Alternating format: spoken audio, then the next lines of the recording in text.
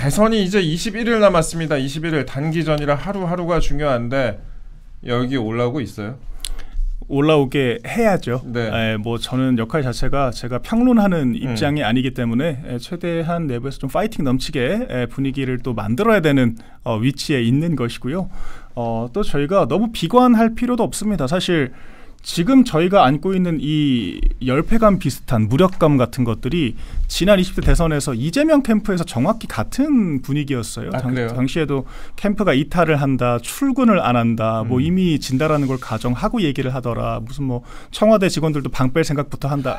그 당시에 그런 기사들이 쏟아졌었습니다. 예, 실제 그때 지표가 저희가 아직 그 김문수 후보와 첫 여론조사가 나오지 않았습니다만 당시에 10%가 기본적인 차이였어요. 그래서 오죽하면 이준석 의원이 당시에 10%포인트 이상 무조건 이긴다. 마치 여연에서 확정적인 조사가 있었던 것처럼 이야기를 하다가 결과가 너무 좁혀지게 나와서 좀 문매를 맞기도 했었죠. 그런데 그렇죠.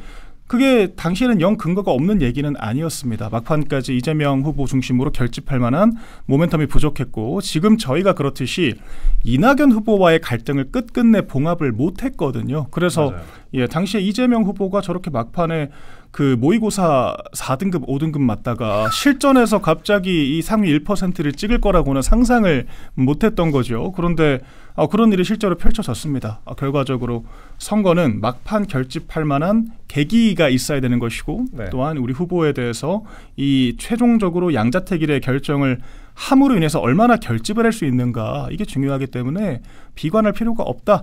지난 20대 대선 때 민주당이 딱 이런 분위기였지만 결과는 1% 미만이었다. 이제 이걸 저희가 생각을 하면서 좀 파이팅 넘치게 나가봤으면 좋겠습니다. 결국에 이제 당도 세력도 결집을 해야 되는 거 아니겠습니까? 전 뭐 그런 생각이 들더라고요. 우사인 볼트가 왜 빠르냐? 이건 끝까지 갔기 때문에 예전에 무슨 뭐 래퍼가 이런 얘기를 하기도 하고 그랬잖아요. 그러니까 끝까지 단기전에 승부, 최선을 다하는 그런 승부가 필요하다. 이렇게 좀 말씀을 드리겠습니다. 제가 이렇게 말씀드리고 있는 와중에 홍석준 전 의원 나오셨습니다. 홍석준 전 의원님 나오셨습니다. 의원님 안녕하세요. 예, 안녕하십니까. 반갑습니다. 안녕하십니까. 예, 의원님께도 좀 여쭤볼게요. 열기가 좀 올라오고 있는 것 같습니까? 예, 아무래도 이제 공식선거운동이 어제부터 이제 시작이 됐고 특히 김문수 후보가 어제 이제 서문시장에 갔지 않습니까?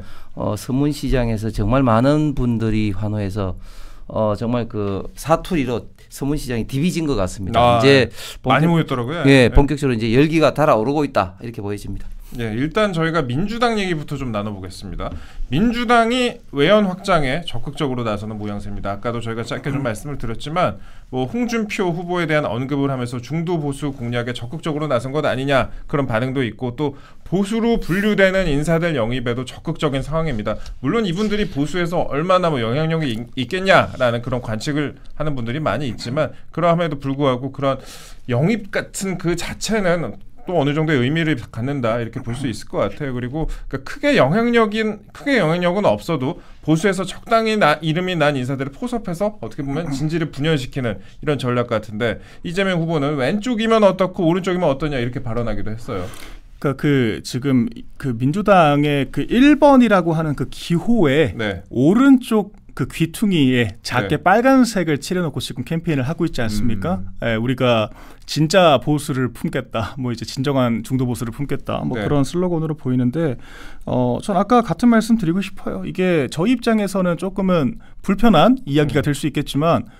배울 건 배워야 됩니다. 어쨌거나 이병태 교수 같은 분들은 정말 문재인 전 대통령에 대해서도 강력하게 비판을 하고 최근까지도 정권에 대해서 비호를 하면서 이 보수 정권의 필요성과 그리고 이제 자유시장주의의 필요성을 역설을 하던 분인데 그런 분까지 마음이 흔들릴 정도면 지금 우리 진영이 얼마나 지금 파편화되어 있느냐 먼저 반성을 해야 되고 그다음 민주당이 이기는 판에서도 저렇게까지 하는구나에 대해서 저희가 또 경각심을 가져야 되는 것이고요. 결국 사람을 키워야 됩니다. 이번 선거도 선거지만 저희가 사람에게 따뜻하지 못하면 결론적으로 우리가 아끼던 사람들을 잃어버릴 수가 있다. 전 이런 생각을 좀 해야 된다라고 보고요. 이병태 교수 영입건이 무산된다라고 하더라도 저는 저희 당이 다시 따뜻하게 품는 것이 맞다라고 보고 있어요. 어쨌거나 이분이 가지고 있는 문제 인식도 저희가 완전히 무시할 수는 없는 것입니다. 지금 최근에 벌어지고 있는 일련의 사건들, 특히나 이 경선 과정에서의 이 상처가 이 후보 단일화 문제에서 더 극한으로 비화가 됐던 거잖아요. 그래서 그런 부분들을 저희가 잘 털고 가는 것이 중요하다. 그러니까 이병택 교수는 하나의 상징적인 인물일 뿐 이런 비슷한 마음을 가진 분들이 왜 또 없겠습니까? 그래서 지금 김문수 후보나 지도부나 이 통합에 박차를 가해야 할 때다 이 말씀을 드리겠습니다. 예, 국민의힘의 지금 김문수 후보도 보수 지지층 결속과 또 중도 외연 확장에 나섰다 이런 평가를 받고 있습니다. 이게 전략을 보통 투트랙 전략이라고 보는 것 같아요. 일단 본인 스스로는 자유통일을 비롯한 이념 메시지를 키워드로 내고 있고 또 TK를 방문해서 지지층 결집에 집중하는 그런 상황. 그리고 어제 이런 얘기를 했습니다. 가짜 진보를 확 찢어버리고 싶다. 이런 얘기도 했습니다. 가짜 진보를 확 찢어버리고 싶다. 이제 이재명 후보의 전형적인 어떤 형수에 대한 어떤 막말을 패러디한 어떤 그런 느낌이 드는데 오늘 한겨레를 보니까 그걸 또 막말이라고 하더라고. 이게 왜 막말이에요? 그리고 또 북한의 동포를 좀 구해야 된다 이런 어떤 이야기를 가지고 그 김문수 후보의 이야기를 가지고 또 극우의 논리다. 그러니까 한겨레나 좌파 진영에서 생각하는 어떤 극우의 정의와 막말의 정의가 우리하고 굉장히 좀 다른 것 같은데 지금 이재명 후보가 이제 중도 외연 확장의 어떤 측면에서 여러 어떤 인사들을 이제 포섭을 하는데 그렇게 왜 하느냐? 물론 뭐 선거 때마다 이런 어떤 전략이 있죠. 그런데 특히 이번에는 그런 것을 조금 더 신경 쓰는 어떤 이유가 배경이 저는 우리 진영에서 그동안 경선 초기에 그리고 경선 이전에 이야기됐던 이재명 후보를 이기기 위한 가장 중요한 논리가 뭐였습니까? 빅텐트 논리였어요. 그렇죠. 예. 그러니까 어떻게 보면 우리의 어떤 빅텐트 논리를 더 어떻게 보면 역이용하는 거라고 봅니다. 그래서 중도 어떤 우파 인사들의 어떻게 보면 좀 포섭, 영입에 신경을 좀 쓰고 있는 것 같은데 이 이병택 교수 같은 경우는 문재인 정부 때 그 소득주도 성장에 대한 비판의 어떤 논리를 경제학적으로 가장 대표적으로 합리적으로 설파하셨던 분이죠. 그런데 이분이 윤석열 정부 들어와서는 정규재 전 대표라든지 이런 분하고 같이 좀 또 정권에 대해서도 비판적인 어떤 논리를 설파를 해왔습니다. 그런데 이번에 이제 홍준표 캠프의 정책본부장으로 가면서 다시 우파 진영으로 돌아왔다 이런 어떤 평가를 받았는데 또 그 이재명 캠프로 간다니까 저도 깜짝 놀랐는데 또 정작 또 이재명 캠프에서는 또 영입 안 한다 이렇게 혼선을 주고 있습니다.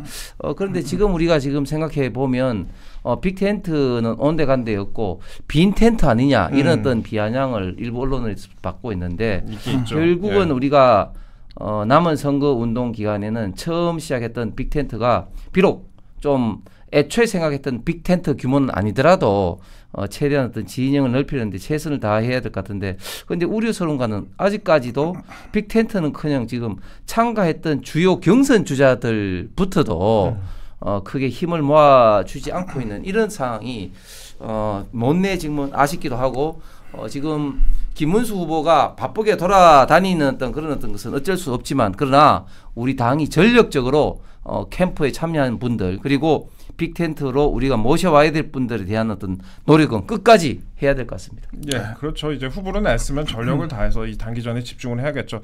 그 당 내부적으로는요, 지금 중도 청년층 외연 확장에 또 박차를 가하고 있습니다. 일단 비대위원장이 이제 됐죠, 지금. 비대위원장이 되고 공동 선대위원장이 된 90년생 김용태 의원 계엄 관련해서 사과를 하기도 했습니다. 네.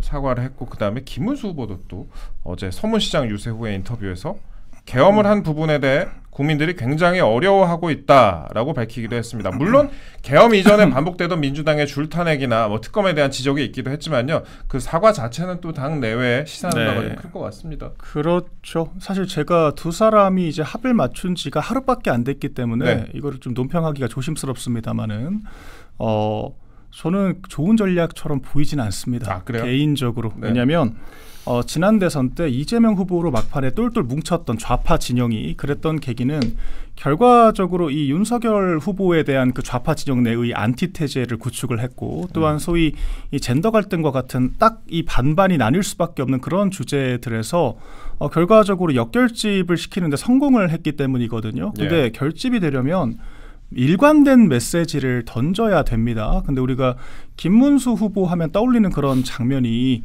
사실 그 대정부 질의를 받으면서도 꼿꼿하게 그 앉아서 자기 주장을 하고 끝까지 이제 소신을 지켰던 그런 김문수의 모습이었잖아요. 그런데 지금 어제는 아마 지지자들이 봤을 때는 이런 모습이 있었나? 그러니까 중도 확장이라는 좋은 명분은 있습니다만은 그것이 오히려 이 지지자들한테는 내가 알던 그 사람이 아니다라고 하는 생각을 할 수도 있을 것 같거든요. 그러니까 지금 소위 집토끼를 완전히 잡았다라고 볼 수 없는 상황에서 확장을 먼저 하는 것이 과연 효과적인가, 그리고 결집의 계기를 줄 수 있는가, 이제 이런 의구심이 들 수가 있고, 그러니까 저는 개인적으로 야당의 논리를 여당 내에서 그대로 답습을 하는 것은 전혀 선거 전략상 도움이 안 된다라고 생각을 하거든요.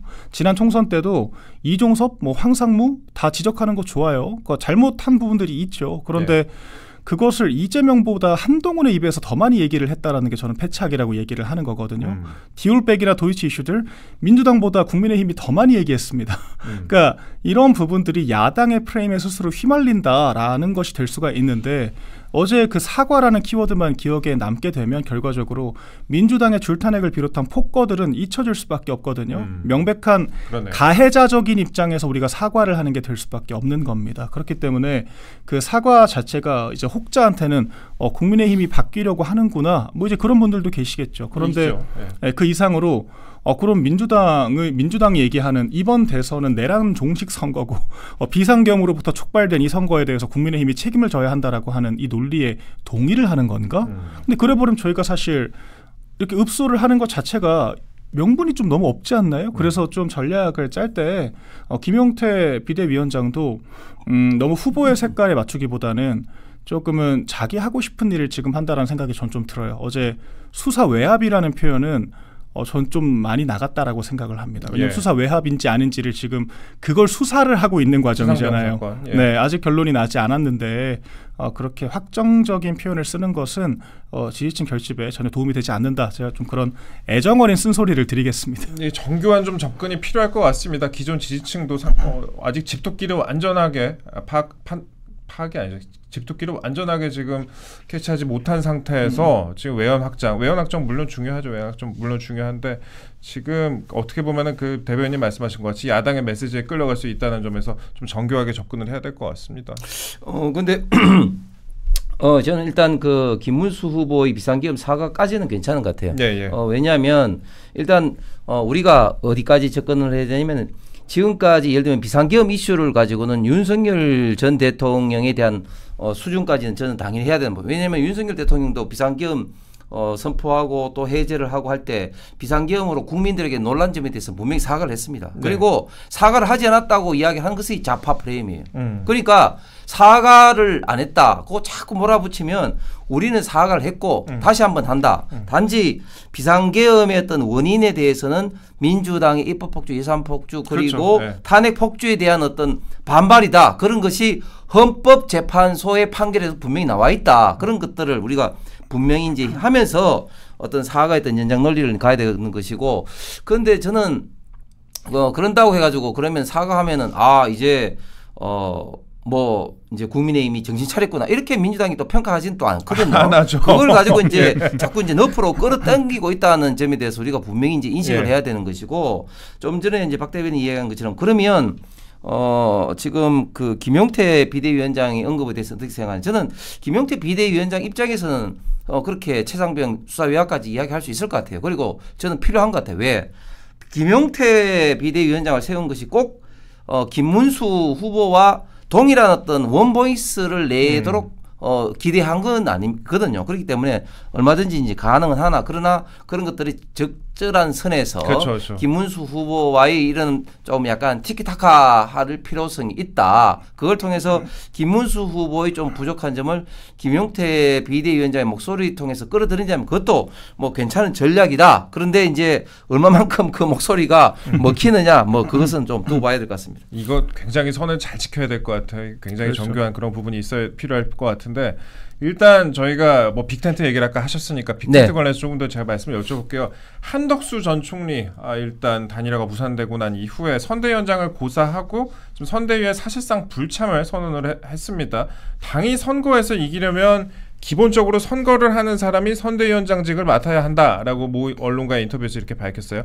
그런데 그러니까 사실상 이제 한덕수 전 총리의 경우에는 이번에 선대위원장을 고사한다 이런 의미로 받아들여질 수 있는 부분인데 경제나 외교, 뭐 통상 같은 이런 외연 확장을 위해서라면 한덕수 전 총리를 어떻게든 끌어안을 필요가 있지 않냐 이런 해석이 나오는데 그렇죠. 사실 저희가 한덕수 전 후보가 가장 큰 강점이라고 할 수 있는 것은 나름대로의 시대 정신을 담고 있다라는 거 그리고 경제 통상 전문가이면서 87체제 종식의 당사자성을 갖고 있다. 이제 이런 나름대로의 세일링 포인트가 있었잖아요. 그런데 이것은 한덕수 총리 뭐 당사자가 아니라고 하더라도 지금 저희 국민의힘이 안고 가야 될 수건 사업이라고도 볼 수 있을 것 같아요. 당장 대한민국에게 반드시 필요한 그런 과업들이고 그렇기 때문에 누가 됐든지 간에 이것을 관철시키는 게 중요한 거거든요. 그래서 한덕수 후보 같은 경우에는 사실 정치 경력이 있는 분이 아니시잖아요. 그리고 또한 정치에 대해서는 정치를 오래 하신 분들이 맡아주실 부분이다라고 또 입장을 내기도 했었습니다. 네. 그래서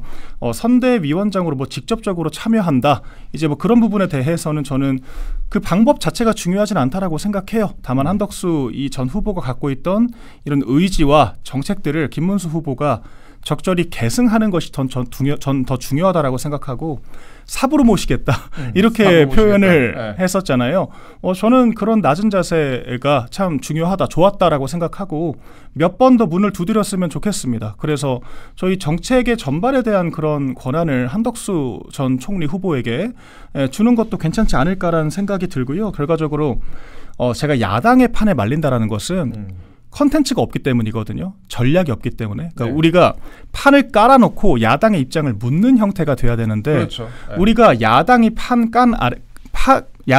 판 아래서 기자들이 물어보는 질문에 수동적으로 대답을 하는 게 되다 보면 끌려갈 수밖에 없는 겁니다. 그러니까 이종섭을 어떻게 할 것이냐. 그러니까 복귀를 시켜야죠. 복귀하니까 사퇴를 시켜야죠. 사퇴 안 하니까 잘라야죠. 자르니까 이제서야 선거할 만하다. 그게 우리가 한 달이 걸렸어요.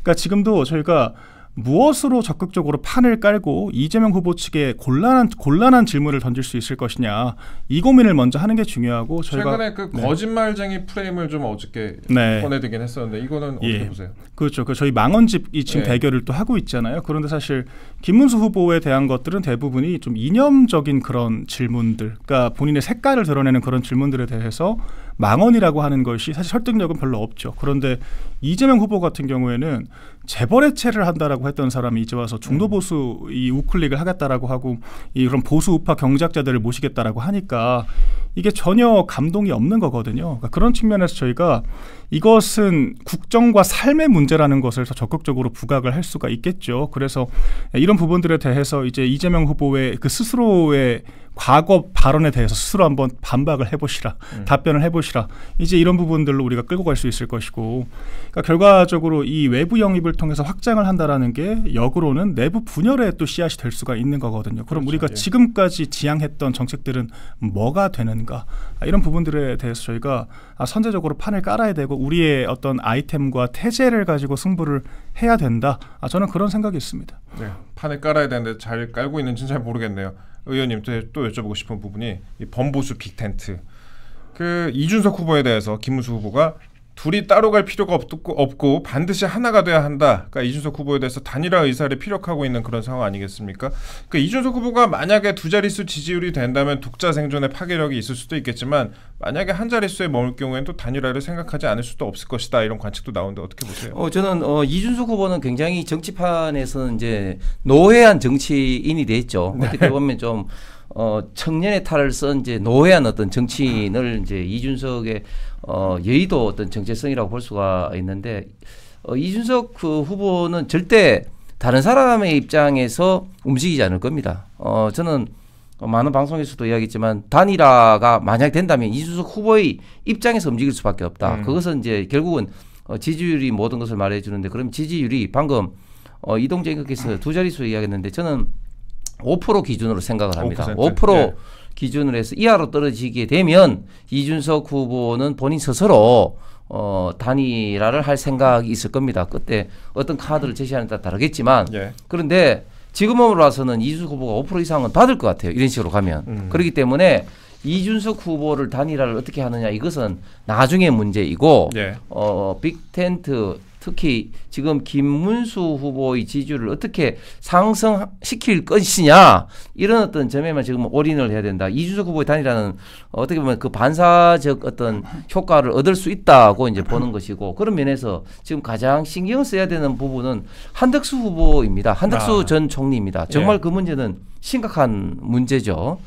왜냐하면 한덕수 후보가 그 선대위장 맡는다는 자체부터 일단 상징적인 그렇죠. 어떤 후보 단일화에 대한 어떤 파열음, 갈등, 그리고 그 와중에 일어났던 여러 가지 문제점을 봉합한다는 상징적인 문제가 있을 뿐만 아니라 한덕수 후보가 상임위원장이 돼가지고 계속해서 매일매일 정책 브리핑 이런 어떤 기자 간담회를 하면 언론에서 받을 수밖에 없거든요. 그리고 정책적인 면에 대해서 어떤 사람보다도 그래도 설득력이 있을 수밖에 없고 좀 전에 우리 박 대변인 이야기한 것처럼 우리가 정책을 오히려 선도적으로 이슈를 선도적으로 통상을 비롯해서 여러 가지 이슈를 만들어낼 수가 있는 거죠. 네. 또 뭐 예를 들어서 딱 이제 뭐 기자회견 이제 뭐 이렇게 선대위원장으로 사는데 갑자기 전화를 딱 트럼프 하면서 미스터 프레지던트 하면서 이렇게 됐을 때 얼마나 그게 파괴력이 있겠습니까? 그런데 지금 한덕수 정건한 대행 후보 같은 경우는 뭐 이렇게 좋은 말로 고사를 했는데 한덕수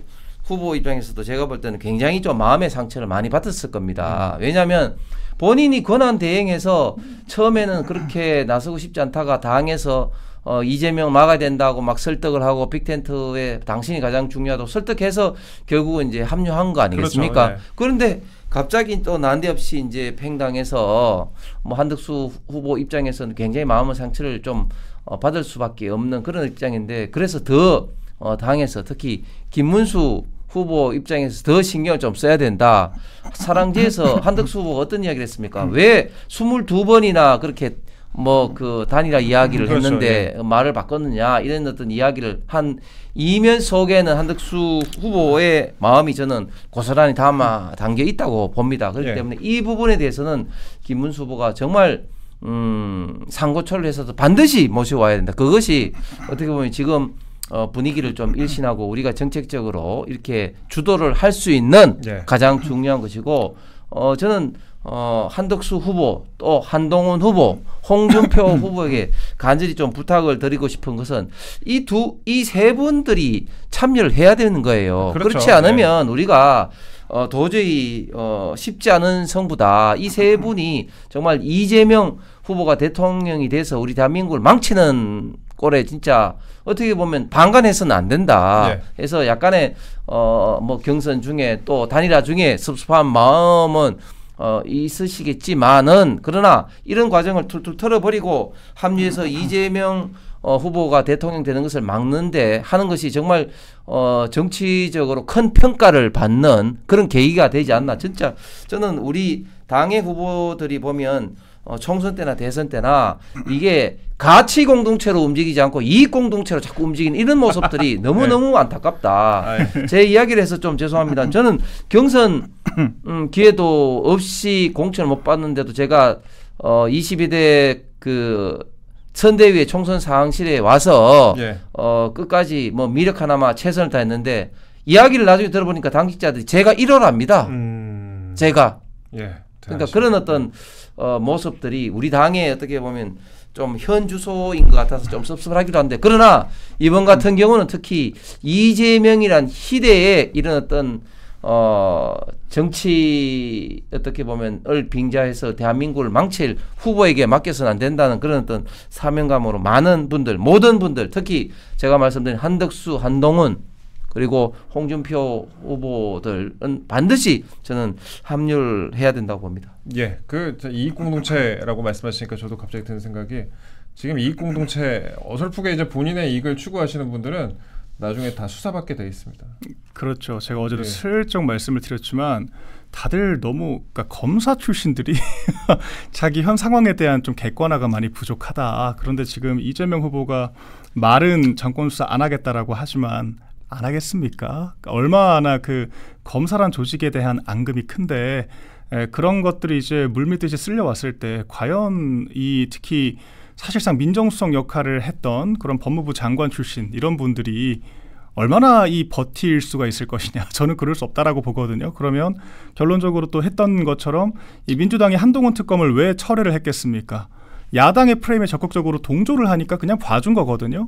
그러니까 그런 식으로 생존 방법을 강구할 수밖에 없는데 과연 그런 정치가 얼마나 갈 수 있을까 진지하게 고민을 해봐야 한다라고 저는 생각을 하고, 그러니까 사실 이준석 그 전 대표가 선거 당시에 잘했던 부분들은 네. 못했던 부분들도 있습니다. 그런데 네. 예, 여성가족부 폐지 이렇게 네. 딱 판을 깔아버리면 네. 사실 우리가 단일화가 됐건 뭐가 됐건 지나간 사건이고 어찌 보면 더 큰 우리 어떤 가치 추구 아래 비본질적인 이슈가 될 수도 있는 거거든요. 일단 이 이슈를 중심으로 판을 깔아버리면 다시 이것이 49대 51의 싸움으로 재편될 수가 있는 그렇죠. 거예요. 그래서 예. 지금도 저는 그냥 진짜 시원하게 이재명을 향해서 중국이냐 미국이냐 그리고 모병제냐 여성 징병제냐 뭐 이런 것들 있잖아요. 양곡법, 방송법 그리고 이제 국회 증관법 계속 추진을 할 것이냐 그리고 네. 지금 진보당이랑 단일화했다라고 하는데 그리고 지금 그 대공수사권까지 폐지된 마당에 국가보안까지 폐지를 하겠다라는 건지 그리고 또 나아가서 이게